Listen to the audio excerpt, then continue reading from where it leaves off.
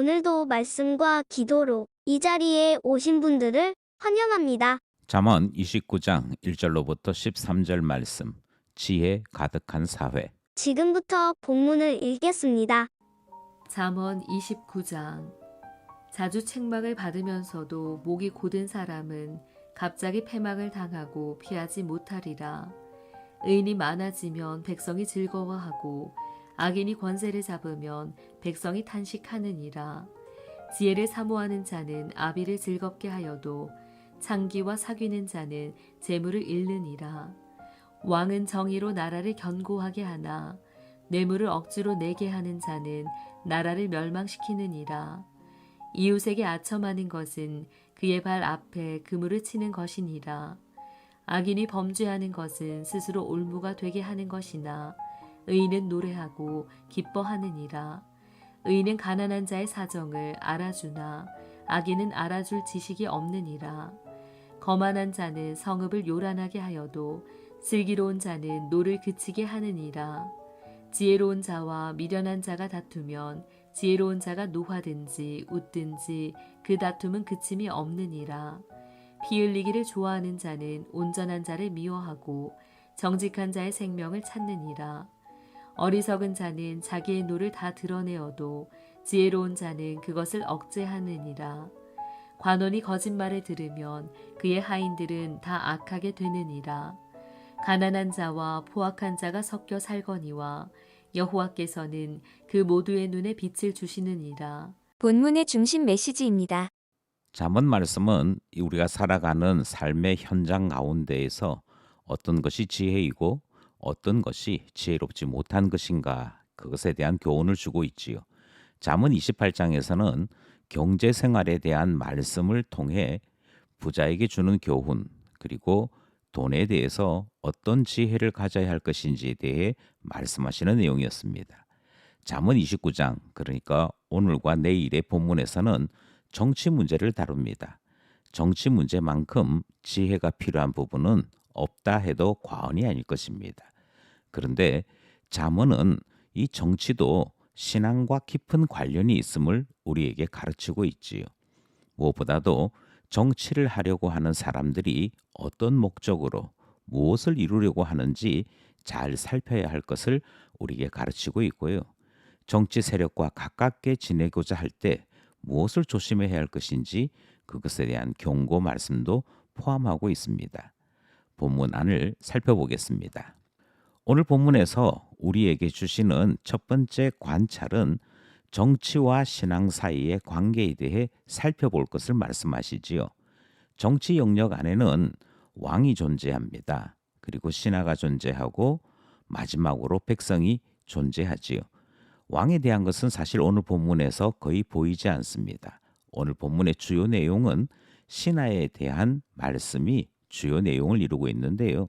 신하에 대한 표현을 살펴보면 자주 책망을 받으면서 목이 곧은 사람, 권세를 잡은 자, 뇌물을 억지로 내게 하는 자, 이웃에게 아첨하는 자, 범죄하는 자, 피 흘리기를 좋아하는 자, 자기의 노를 다 드러내는 자 등으로 표현하는 것을 발견할 수 있습니다.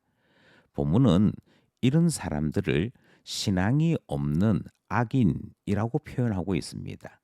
그러니까 나쁜 정치를 하는 사람들은 그들에게 신앙이 없기 때문이고, 또 다르게는 하나님을 두려워하거나 자기 자신이 심판받을 수 있음을 알지 못하기에 이와 같은 일을 행한다 말씀하시는 것이지요.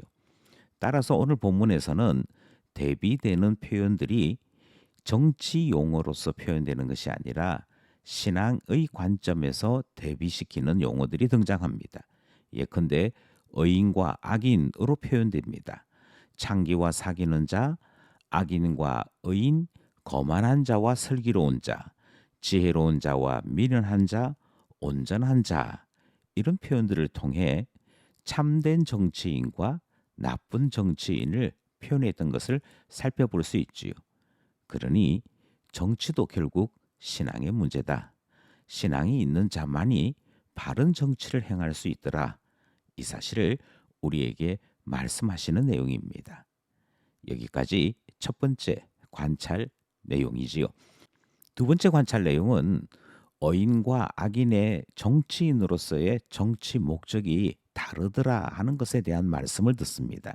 어인이 정치인이 될 때 백성들은 즐거워하더라. 그리고 아버지, 그 집안이 자랑거리로 여기더라 하는 말씀이 등장합니다.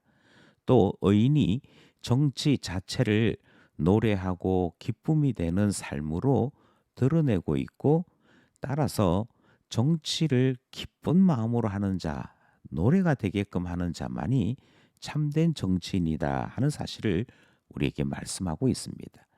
그가 정치를 하는 동안에 가난한 자의 사정이나 분란을 조정하는 일이나 화가 날 일이 있어도 억제하고 공인으로서의 자세를 유지하는 것 등이 그의 삶 속에, 그의 통치 행위 속에 나타나게 될 것이다 말씀하시는 것을 듣습니다. 반면에 본문에서 악인은 상황이나 자기 자신의 만족을 위해 권력을 사용하는 자로 표현됩니다. 따라서 어인의 정치 활동과 정확하게 반대가 되지요. 그리고 결론을 내리기를 하나님께서 백성들에게 누가 의인이고 누가 악인인지를 정확하게 아는 빛이 나는 눈을 주셨다라고 말씀하므로 아무리 숨기거나 포장하려고 해도 결국은 드러나고 만다 하는 사실까지 우리에게 말씀하고 있습니다. 왜 정치하느냐? 자기 만족을 위해서 하느냐? 그렇다면 악인이라고 말씀하시는 둘째 관찰 살펴보았습니다. 마지막으로 우리는 오늘 본문을 통해서 정치가 신앙의 영역 안에 있다. 아니, 조금 더 정확하게는 정치조차도 하나님께서 최종 결정을 하시는 영역이다 하는 말씀을 배우게 됩니다. 오늘 본문은 솔로몬의 잠언이면서 이 솔로몬의 잠언이 잠언책 안에 최종적으로 들어온 것이 히스기야 시대 때라 그렇게 해석을 하는데요. 솔로몬 시대든 히스기야 시대든 이 당시 이스라엘의 정치 형태는 민주주의 정치 형태는 아니었습니다. 그럼에도 하나님께서 사람들에게 가난한 자와 포악한 자를 정확하게 보는 눈을 주셨다 이렇게 말씀하므로 오늘 본문의 끝이 나고 있는 것은 우리에게 두 가지 사실을 가르치는 것이지요. 첫 번째 가르치는 내용은 정치도 신앙의 영역 안에 있으므로 정치인이 바른 신앙을 배우고 깊은 신앙생활을 유지할 때 바른 정치 행위가 나타나게 되더라 하는 사실을 말씀합니다. 하나님을 두려워하는 것, 백성을 두려워하는 것, 하나님 앞에 설 때 부끄럽지 않도록 모든 행위와 말에 조심하는 것, 이것은 신앙인들만이 가지는 태도이고 그것이 반드시 정치인으로서 그 사람 마음에, 그 사람의 삶에 나타나야 할 것을 가르치고 있기에 정치도 신앙의 영역 안에 있다 하는 사실을 가르치고 있지요.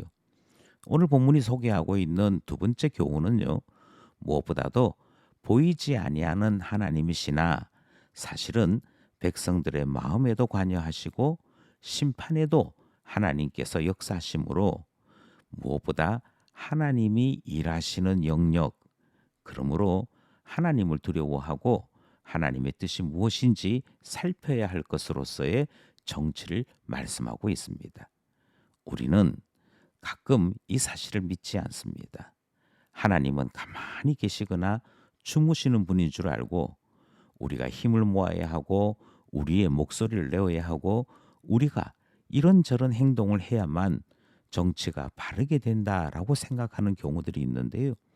오늘 본문은 우리에게 그렇게 말씀하지 않고 하나님께서 때가 되면 사람들 마음에, 사람들의 눈에 필요한 일을 행하심으로 알게도 하시고 일하게도 하신다. 따라서 내가 정치를 바르게 정화시켜야 되는 것 아니고 하나님께서 하시는 것임을 항상 기억해야 된다 말씀하고 있는 것이지요. 정치가 정치의 화법으로 신앙을 떠나서는 아니 될 것, 하나님의 역사를 인정하고 하나님 앞에 더욱더 엎드려야 할 것을 가르치는 오늘 본문 말씀이었습니다.